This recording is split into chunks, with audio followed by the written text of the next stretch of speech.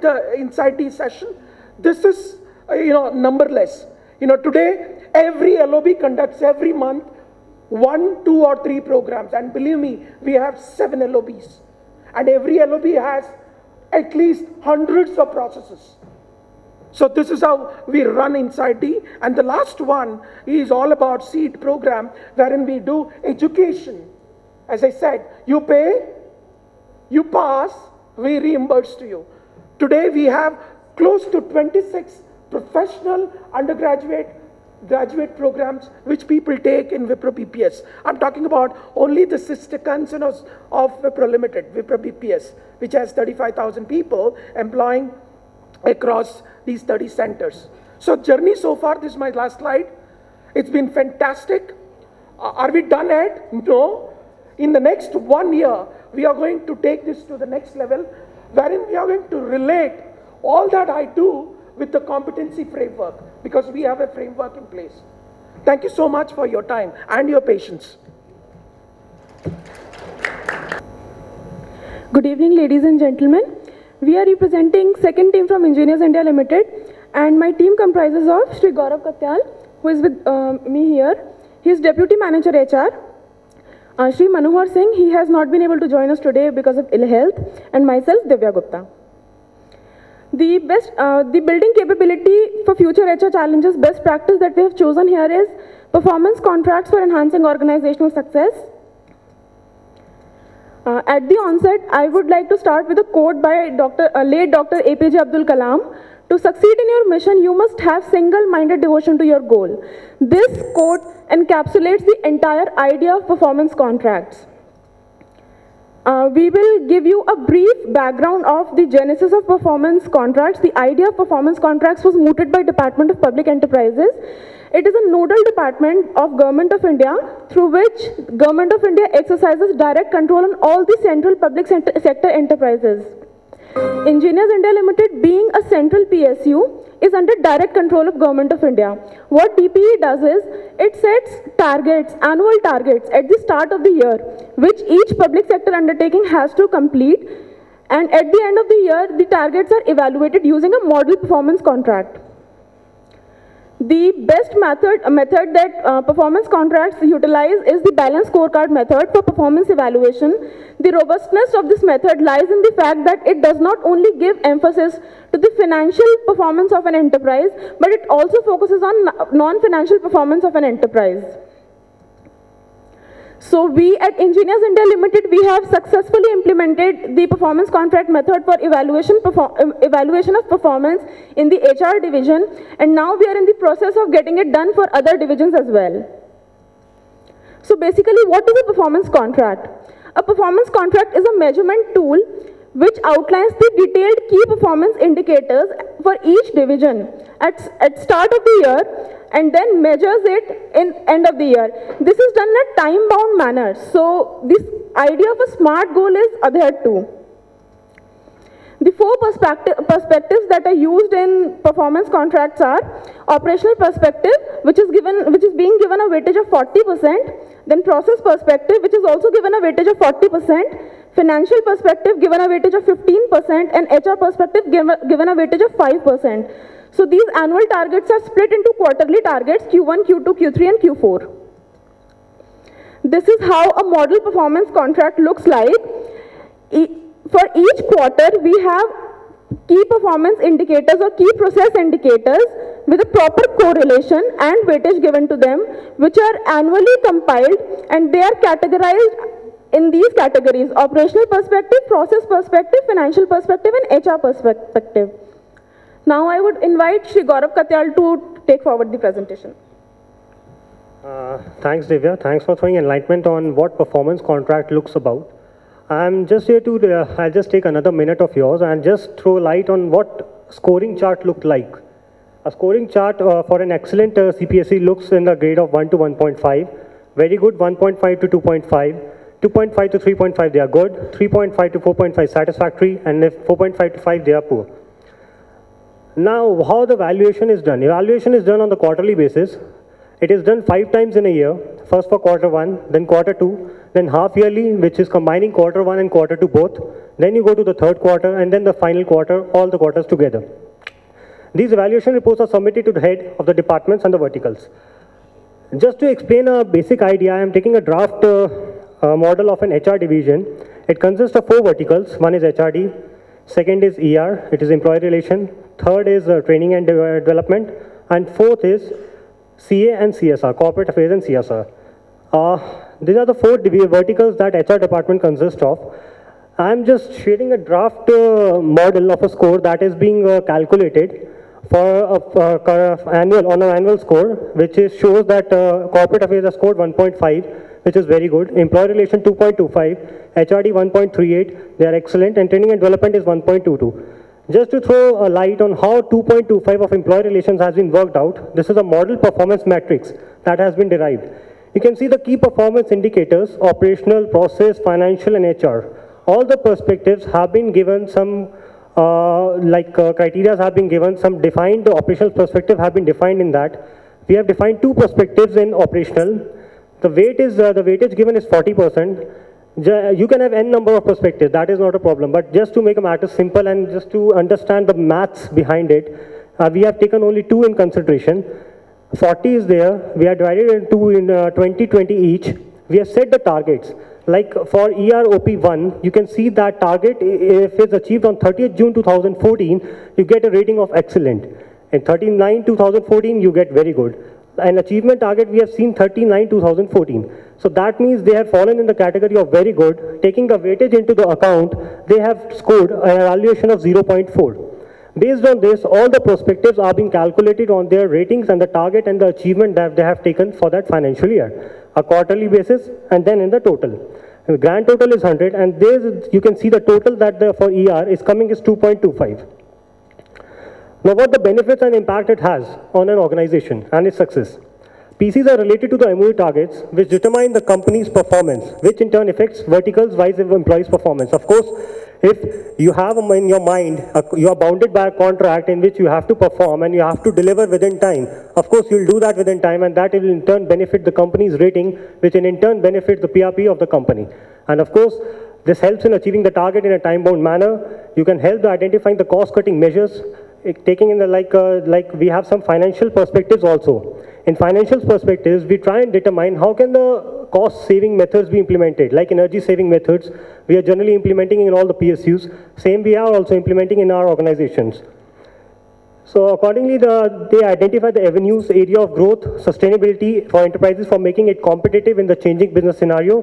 It helps us identifying the areas for the system and the process improvements. It is an ongoing process. It always needs an improvement and can be improved in bits and pieces. So it's measured the output quantitatively, and continual improvement is suggested as an outcome of the PCs. To conclude, by another excellent quote by the People's President is that excellence is a continuous process and not an accident. So it is a continuous process we are achieving, and definitely it's not an accident in case. So I thank you. Thanks a lot for your kind attention. Thank you.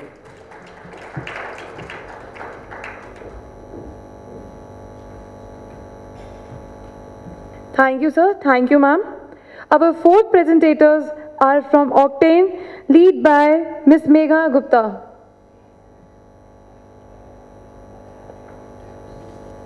And I'll take less than a minute to set the context for why I'm here.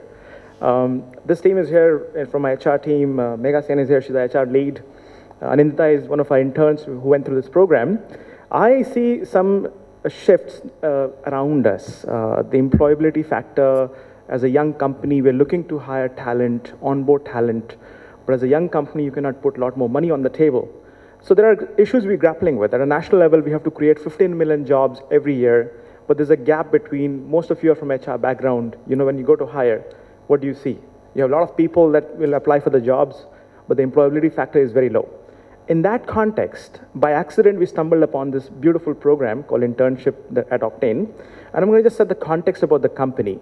And then invite Megha to take you through the program, what are the highlights, achievements, and then perhaps if you have a minute or two, then get Anindita, who's second time interning with us, share her experiences. All we'll try to close in less than a minute. So story is on the slide here, so you can read the slide faster than I can talk about it, and I'll let you do that. Young company in the internet space, made in India, product engineering. We are based out of Delhi, 70 employees. So we can't talk about the scalability of thousands of employees. But I'll tell you what, I've run marketing for Microsoft before. Hiring one employee here feels like hiring 100 in a large company, because you're fighting against good talent out there against the bigger numbers. We are privately held, profitable. We are in Ladusarai, very close to Qutub Minar. We are a marketing technology company. And we're very proud of the coffee we serve. So if you're in the neighborhood, and students here in the background, if you are looking for interning next year, you should look at us. We have tried to create a place which is combining the structures and processes of MNCs with the Indian soul. So that's been if you look at the experience set here, we have a lot of experience behind us. These are the 4 members, two more of my co-founders, and we have a executive board member who's our mentor. But the idea here is to combine the best of the best. Why can't we have an Indian way of doing it, which is to combine global practices with a Desi soul? Let me now invite Megha to take you through the internship program, highlights of that, what did we achieve, and then over to Anindita. Thank you, Puneet, and good evening, everyone. I would actually take less than 2 minutes to take you through what we do differently. Of course, it's a big shift when we say we've heard so many big organizations like Wipro, and then suddenly we come to a startup and what we do differently. So our challenges are different, our way of looking at things is different, our way of thinking is different, we have to do that differently to attract talent. We don't have a brand to encash on getting people, so how do we do it? And we cannot spend top dollars to get people, so how do we do it? So this is how we do it. We run an internship program at Octane, we attract talents, and why we did this. So 4 points I would say. We realized that what interns want and what does the company want, a young company like us. We identified 4 things and I'll quickly take you through. Internship is looked at a very, very, mundane kind of thing. You hire interns, give them some repetitive work, documentation, and then close the internship, give a certificate, and that's it. Our way of looking at internship is very different. We don't treat interns and employees differently. So we identified what are the 4 things that an intern wants, what are the 4 things that the company wants, and can we do something. We identified what an intern wants, an opportunity and a challenging project. An intern is looking for that. A great learning experience, stipend. A lot of the interns who work in big organizations work for free, so stipend, and a holistic perspective. When we are talking about millennials, what these millennials are looking out, they of course want to work with brands, but they want, before joining a corporate life, they just want to, experience a holistic perspective. We at Octane wanted work to be done, fresh perspective, creation of intellectual property, develop a talent pool. What we achieved, so I'll not go over this trendings and all, we're running out of time. What did we achieve? We were successfully able to create new intellectual property rights. And how did we do this? So when we talk about ROIs, this is what I have. So this is an email digital marketing playbook that we created. It's a copyright of Octane, and our interns have worked on this. So it has the intern name also published in this. Anybody wants to know about digital marketing can grab a copy from our table. So Anindita has worked on this internship. So we do not differentiate between an employee and an intern. We give as much as critical work to an employee as much as we give to an intern. So these are some of the research reports, collaterals that we have created at Octane internship project work. Second achievement was we've organically grown this. We've never gone to an IIT campus and told to, hired interns or any other campuses. Till now, for the past 3 years, it has been word of mouth and organically. So we intend to, in the future, go and reach out to colleges and hire interns, but till now, it has been organic. Cultural impact. We've had ISEC interns from overseas, and that has had a huge cultural impact on our existing employees. Fourth thing was, we are a young company, a startup. We were able to make a brand image by the virtue of word of mouth. And Octane has become an aspirational place for interns to do internship. So these are the 4 quantifiable things that we have done via this program. Quickly, 5 things that we did differently to attract this, what differently we did in terms of stating that we've been able to do these things. We thought we have internship flexible throughout the year. We don't say we have a summer internship project. Anybody can intern with us any time of the year, okay? As I said, critical work, challenging work. We define standalone projects. So for a startup to define standalone projects, it's a task, but we did it. And we did paid internship. No intern in our organization, we do not maintain any free internship. So we pay an intern and we have this paid internships. So these are the 4 or 5 things that we did. And we thought maybe we've reaped huge benefits out of it. So we thought, why not share this? And if there are any startups who want to do this, can do this. I would want to invite Anindita to just share her experience for 1 minute. Hi, so I initially interned at Octane last year while I was still completing my undergrad from Randall House College in English literature. So one of the issues that I was unsure of prior to interning with Octane was the field I was going to specialize in, because I didn't know how my academic background would translate in a corporate setup. And what happens with literature students is that companies often pigeonhole them into content, or not just content, I mean just editing or proofreading jobs, because I had interned with Random House and it was just merely proofreading a lot of material, and it became quite monotonous after a point. So I got to work on a proper research project, which was an inbox report. So I got to know how extensive email marketing as a field is in itself. I developed research skills, and also I got to work on the website, a new website platform of Octane's called Octane Go, which was launched this year. And I was trained on SEO strategies related to content development. So I did not have those skills, and I got to know about that via the internship. So the learning curve was definitely, it just grew over the process. And it was because of that I've also decided to go ahead with marketing as a field to specialize, marketing as a field and digital marketing as a field to specialize in. And also I took up another internship with Octane this year, where I am being trained on Google Analytics. So I don't think any company would have, any big brand would have actually done that had I gone there. So it was definitely a great experience for me. So I would like Puneet Modgil to just conclude the presentation. Thank you, Anindita. And of course, we didn't have time to flip through your slides, so I should do the needful, because I think you want to see what did we capture. Sometimes presenting slides takes longer, but we did a good job in capturing some of the highlights. Now you'll see this is not as structured as a typical case study, and there's a reason for it. Because when you do an internship, you want to have that space for experimentation, learning, disruption, creative work area. You don't want to put the corporate structure, the overheads of a typical process-driven, metrics-driven, KPI-driven, goal-driven company. At the same time, you want to actually keep them accountable and make sure this gets done. So from how it's going forward from here, for some of the outcomes, for example, it's, for me, the biggest learning, an intern has referred 2 employees to us. We've been able to hire people through successful interns who have spent time with us. They've gone back to the networks. They have talked about it very often. So we have 2 full-time employees among the 70 employees who have come from referrals from internships. We've done some great projects. We've created new intellectual property, which is key for success of a technology company.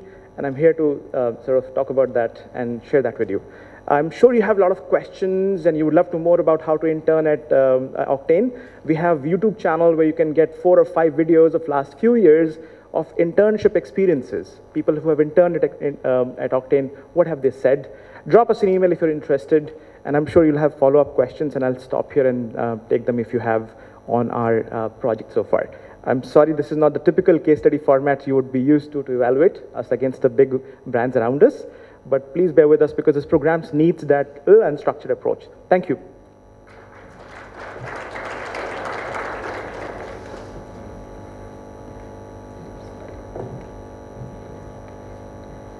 Thank you so much. Good evening, ladies and gentlemen.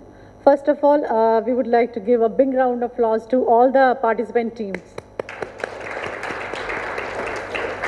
So now we would like to invite Mr. Avinash Chaubey to kindly come on the dais and distribute the awards.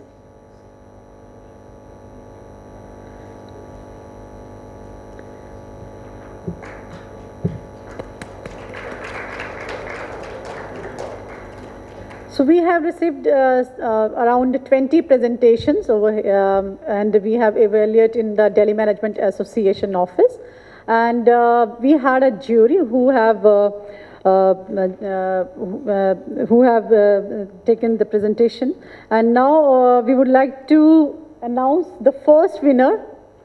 Before inviting first winner, we would like to invite Mr. Avdesh Dikshit to kindly join us. Mr. Hemant Taneja, Mr.